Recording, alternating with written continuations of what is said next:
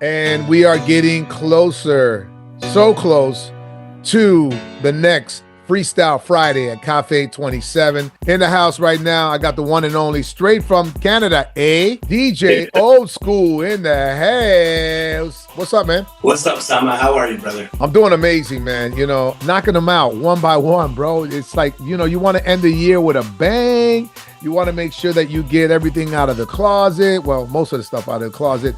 And you just kind of, you know, start with a clean, you know, conscience and clarity and movement and direction and determination. So that's what I'm all about. And I'm excited about what we're doing on the 2nd over at Cafe 27. You know, bringing back the vinyl, bringing, you know, you down to rip it on the ones and twos. It's going to be a good look, man. I'm so excited, brother. I cannot wait to get down there and jam along with you, man. It's going to be something special. So we're setting it up with you on the turntables on stage. For all you old schoolers out there, you remember the vinyl, right? You remember how we used to rock back in the 80s and the 90s before the CDs took over and then the MP3s and whatnot. But back in the day, you know, we used to carry crates and crates and crates of records. I literally would have 12 to 15 crates that I would carry with me and with my boys. And sometimes the DJ booth would be on the 2nd floor and there was only stairs to get up there. So we'd be climbing up the stairs with the crates. And, you know, it was a mission, man. I ain't gonna be lying. You know, like now you just grab your laptop and you just, you know, go to wherever you got to go to. But back in the day, boy, it was work. It was real work, man. And I appreciated that, you know, and just so you know, Old School, I'm going to bring my stash of vinyl too. So if you don't mind, I'm gonna be rocking, you know, and doing a set on the vinyl too, man. My pleasure, brother. I look forward to hearing it. You know, we got to do a 4 turntable thing.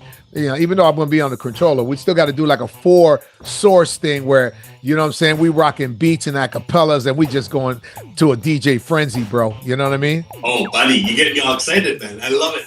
Yeah. I love it. So when it comes to like the way you guys rock out there, is it the usual suspects when you get down? Are you playing the George Lamons, the TKAs, the Stevie B's, or does Canada freestyle also go into different rabbit holes? There's a lot of the common stuff, definitely. George Lamont, Little Susie, Debbie Deb, Stevie B, Trinier, that type of stuff. But there is a niche for that, what I call it, rare classic freestyle and the Latin hip hop.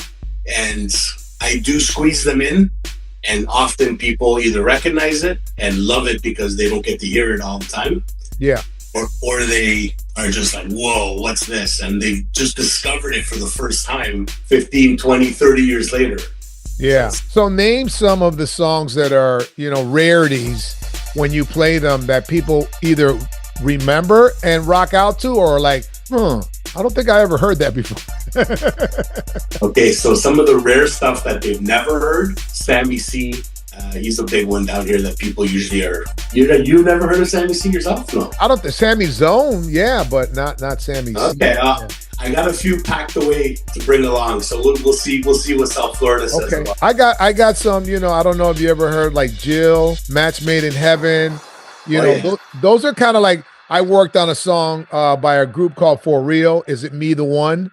I don't know if you ever heard of that one, but there's a freestyle gem. You Are the One, Sanday, very popular. You got Genuine Parts, Did It Feel Like Love, Promise Circle, the Tiger Moon, you know, No Mercy.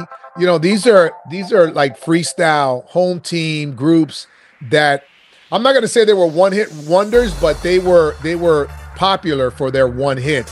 Voodoo Dance, Am I the One? These are like, you know, classics. And New York had the same thing going on. Release Yourself by Aleem. I don't know if you've ever heard that one. I have. Yeah. So there's a lot of gems. And I like throwing those rarities within my night because E.G. Daily, Say It, because people, when they hear it, they're like, oh, yeah, I used to rock out to that, but I haven't heard that because most of the freestyle DJs, not you know, throwing shade at anybody, but most of the freestyle DJs, they stick to the hits. They don't dig in the crates like I dig in the crates. I love digging in the crates and finding those, you know, those one hits that bring you back to that, you know, high school day or that roller skating jam, you know what I'm saying? Where you like, whoa, Sama's like digging, you know, must be the music. I love doing, you know, crate and classic checks like that, you know what I mean?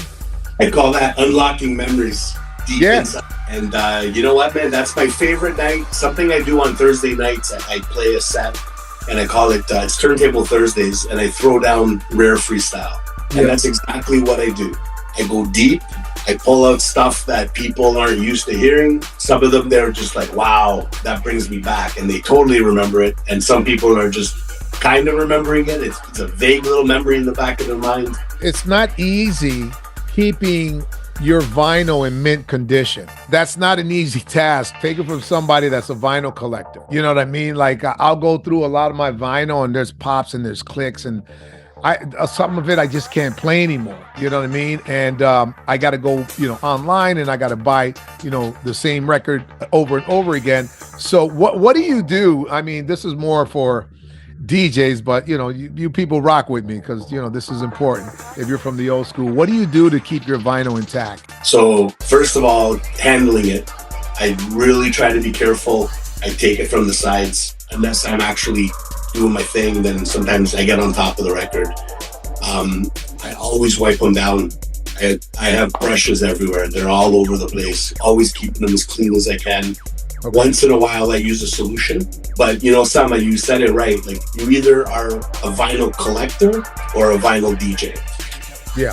And a vinyl DJ goes through vinyl. You know, we're careful with it. We try to prolong its life as long as you can, especially some of these rare ones. Yeah. But if you're playing it, you know, every time you play it, you're running it down its lifetime. Let me tell you, bro. When I used to DJ vinyl, I got a little crazy with it. I used to, because my whole thing, like in Miami, we did this thing where like, okay, let's see, all right, dude, let's see how many records you could play in 15 minutes.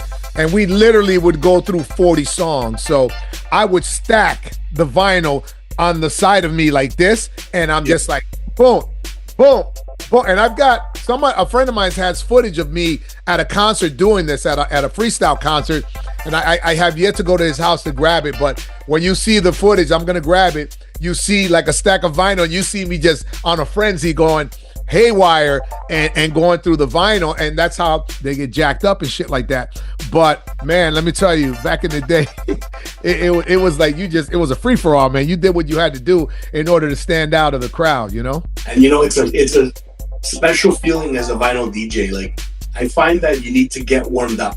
You know what I mean? You're being on beat and stuff. You could just jump on and start throwing down, but it's a process. You know, it's just like you don't just start running full tilt. And once you have that rhythm and you're catching beats like this and you're ripping through your vinyl, you could do stuff like that. Drop 40 tunes in 15 minutes. Yeah.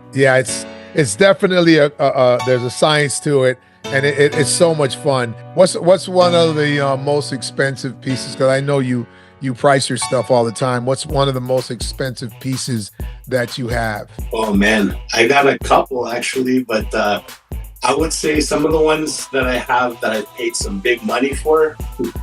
Oh man, you put me on the spot here. I'm trying to think. Price point, it's approximately $200. Let me grab it for you 1 second. Yeah.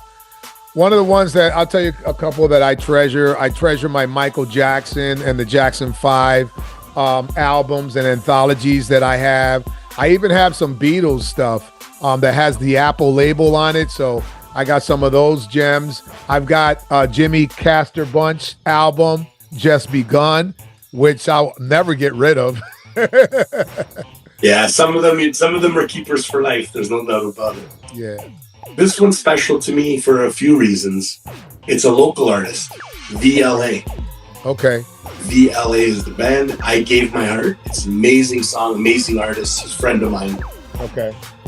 The gentleman who gave me this was the producer of this record. So tell me about it. Go ahead, finish telling the story. So the gentleman who gave me this record, God rest his soul, Jerry.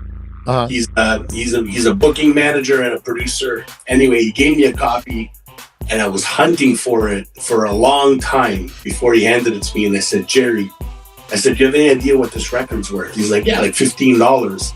I go, bro, it's $200. It's sitting in my cart, waiting for it. It was in Germany. Wow. I don't know how the vinyl went from Toronto to Germany, and it's freestyle of all things. Yeah. But one of my prized collections, without a doubt. Why is it worth $200 though, man? What makes it worth $200? So when I talked to Jerry about it, he goes, you know what? He goes, I'm surprised it's that much. He goes, but that was our plan. What he did was when they pressed copies of these, they shipped them. They didn't keep them local. They shipped them all out. A lot of them across to Europe. They put a lot in the US. So there wasn't a lot here in Canada. Really? Wow, that's interesting.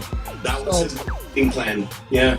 This is one of the first albums that I ever bought. This is the B-52s, Rock Lobster, Nice. and a bunch of other hits that they had on here. They had Lava, and then they had the Red album. But Planet Claire, Rock Lobster were two of the. This is a punk rock band. You know the B-52s, right?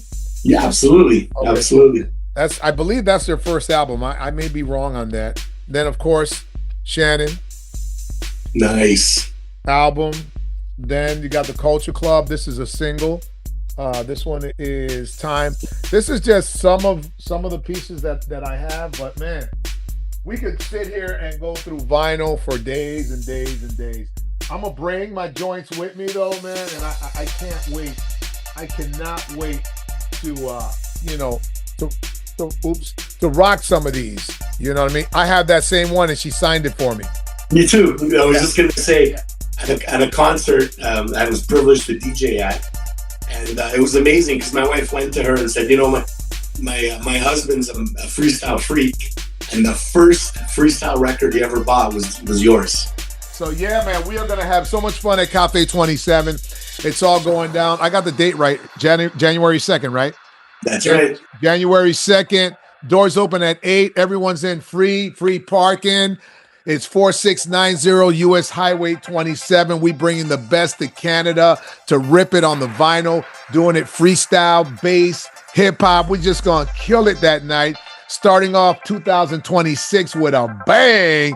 DJ Oldskool, DJ Sama. You don't want to miss it. History in the making. The clash of the Titans on turntables, controllers. We're going to mash it all up. And I'm looking forward to it, my brother. This is really going to be an epic night. They're going to get a grand show, man, because we're going to bring it all, man. So I'm real excited. I heard how you guys do it down there at Cafe 27, man. I've been told, I've been forewarned, so I'm bringing it, man. I'm bringing the best I have. Yeah, man. Cafe 27, the crowd that goes there is just amazing. You know, we're under the stars. The place holds 700 to 1,000 people. And we've been blessed to have packed, Freestyle Fridays every month. And they just really enjoy themselves. They come there to dance, have a good time, get their party on, socialize, and just enjoy life. You know what? I'll be honest with you. There was a shift right after COVID. And I think, especially, our crowd, that, 40 plus crowd, we truly want to make sure that we appreciate the moments that make us happy. And one of the things that makes our crowd happy is the old school music, the freestyle, the retro, the house, the 80s house, the 90s dance. All of that is a foundation that we grew up with. And it brings back so many memories, especially here in Miami. We had clubs like Roxy Nightclub, Rick's Bar, Backstreets, City Limits, Nepenthes, Tropical Skating Center, Midway, Hot Wheels, and all these legendary places where all this music was played. That's why the legacy continues and people still want to party to it. Absolutely, man. And that era of people, the one thing that they had was the ability to socialize. And I have a love for social media. It gave me the ability to reach so far. Yeah. There's something special about having that ability to hang out and make new friends and just have a good time. Yeah. And Gen X were very blessed to have been raised in that. And it takes them back to that. This old school music transports you back. Speaking of old school, I know you do a radio mix show with MDW out in Long Island, I believe he's based out of. That's and I had a conversation. I'm gonna let the cat out the bag. I had a conversation with him yesterday, and we agreed to do a DJ Sama freestyle mix every week. So I'll be joining you, partner, over at MDW's radio station, Power. What's the call letters? 78.7 radio. Power 78.7 radio.